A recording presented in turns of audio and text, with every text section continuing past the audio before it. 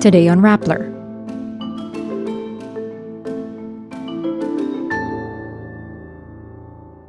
The Philippines gets a $600 million loan from the World Bank for an agriculture project. Former Senator Laila de Lima is disappointed after the prosecution asked the presiding judge to inhibit from her remaining drug case.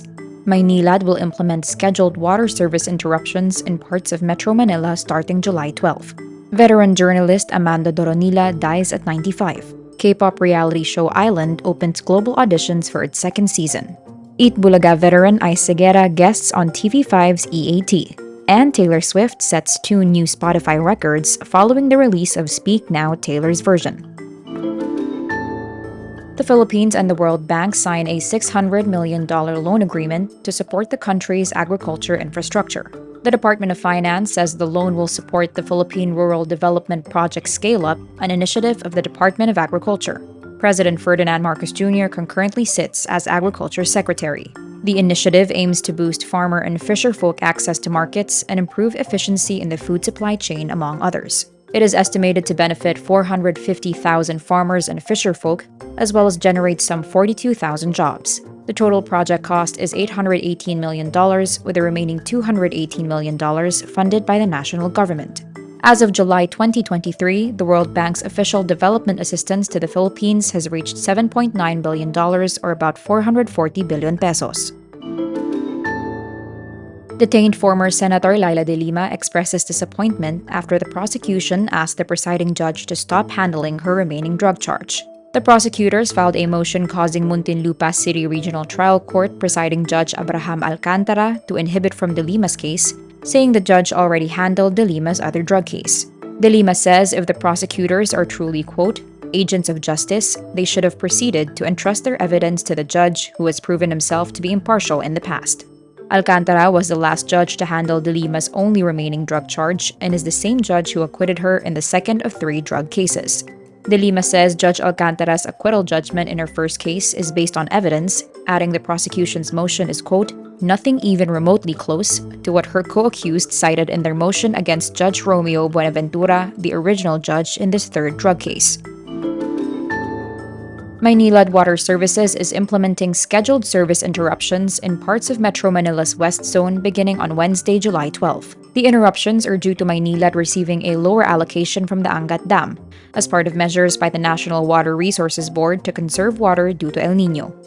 The raw water allocation provided by the NWRB to the Metropolitan Water Works and Sewerage System has been reduced to 48 cubic meters per second. That allocation is lower than the 52 cubic meters per second given between April to June and 50 cubic meters granted from July 1 to 7. Maynilad says the water service interruptions will affect certain barangays in Caloocan City, Malabon City, Valenzuela City, Navota City, Quezon City, and Manila City. The interruptions will be limited to nighttime hours of 7 p.m. to 4 a.m. Visit Rappler.com to view the full service interruption schedule.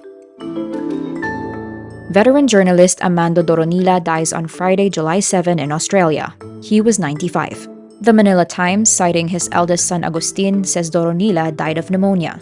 Doronila, also known as Doro to the generations of journalists who worked with him, started his career as a reporter and columnist in the Manila Bulletin. He then wrote columns for the Daily Mirror from 1963 to 1972 and eventually built his reputation as a respected political analyst. Prior to the declaration of martial law under the dictator Ferdinand E. Marcos, Doronila was the president of the National Press Club of the Philippines.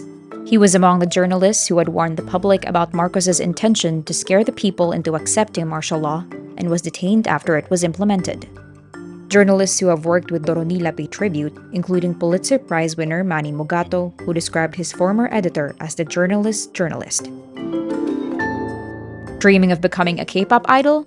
Mnet announces the second season of the reality audition series Island is in the works. Island is a K-pop survival talent competition. The audition is open to girls born before January 1, 2011 and of any nationality. Aspiring idols are required to submit 3 one-minute videos showing a self-introduction, a vocal or rap performance, and a dance routine. Aspirants can send their applications online through the Island website from July 10 to August 6. Those who will be chosen to join Island 2 will participate in a series of trainings and challenges. Winners from the show will debut as a new girl group under Wake One Entertainment. the same agency handling K-pop groups Kepler and Zero Base One. Singer-songwriter Seguerra joins his longtime friends Tito Soto, Vic Soto, and Joey De Leon as a guest on their noon show EAT on TV5. Ice rose to fame via Eat Bulaga's segment Little Miss Philippines in 1987 when she was still a little girl named Isa.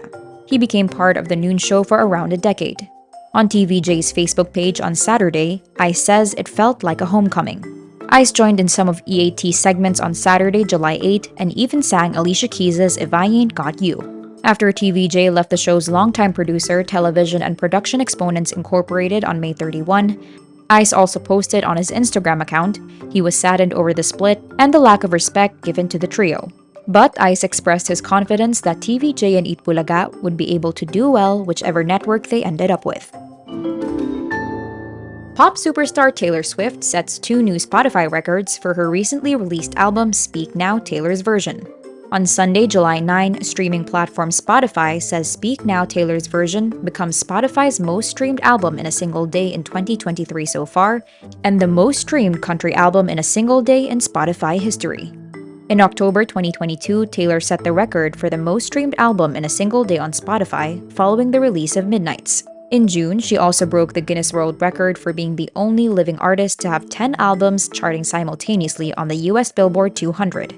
Speak Now, Taylor's Version is her 3rd re-recorded studio album, following Fearless, Taylor's Version, and Red, Taylor's Version released in 2021. And that's today's wrap. I'm Nina Liu. Thank you for watching. Click the link below for the full story. Follow us on Rappler's YouTube, Facebook, Twitter, Instagram, and TikTok.